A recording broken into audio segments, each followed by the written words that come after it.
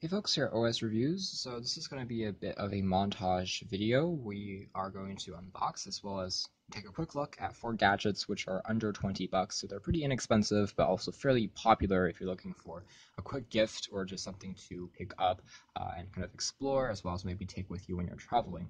So the first is actually a selfie stick by SANDMARC, and they make these for action cameras as well as smartphones. The version we have in front of you is really meant for extreme action cameras. So if you are into sports such as skiing, or if you just like vlogging with your GoPro or also another action camera, you can easily attach this in the top. It's a standard mount, but it won't work with a standard standard camera. It's not a tripod twist, but it's more of this design that's integrated for a lot of these cases. Anyways, it works pretty well. It's made out of aluminum, has this handle as well as a grip, in addition to a lanyard strap that you can take with you.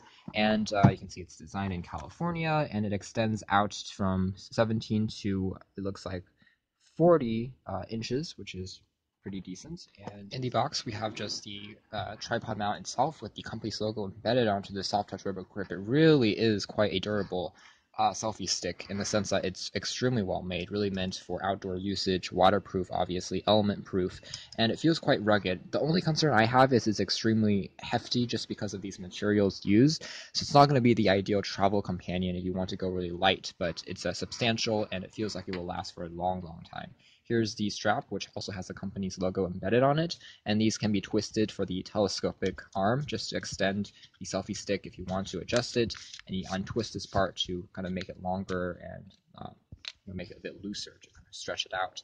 The tip here, actually, I misspoke. It's by default a standard tripod mount, which works with cameras and makes it quite versatile. You can also attach an adapter for smartphones if you want to, but again, it's quite heavy just for daily usage and not for extreme sporting purposes. But these are the mounts that you get, which you can attach for the more typical action camera-based products, such as the GoPro, which is actually supposed to work with all generations of those.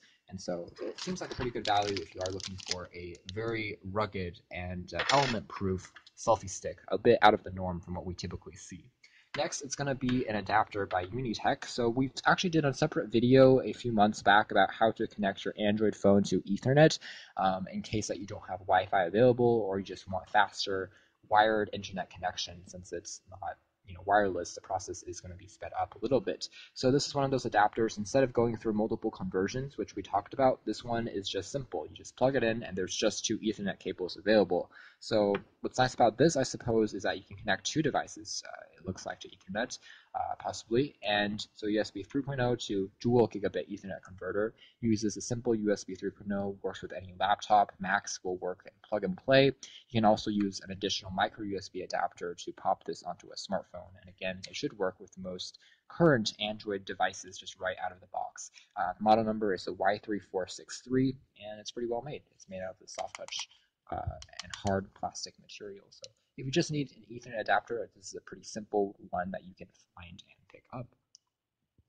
Next, we're going to take a look at a pretty interesting generic case, but it has a wallet feature built on in. It's for the iPhone 6s, but there's also a variant for the iPhone 7 and 7 Plus, and sells for under 12 bucks. It's a fake leather case, so the build quality here isn't the main thing, and it's a bit thick. You can see the size here is definitely not pocket friendly in the traditional sense, and that's because, again, it combines that wallet. It's a magnetic design, so it folds open. You can kind of see the company saying, is it okay, is it not, so that you can return it maybe, and more info about the company here.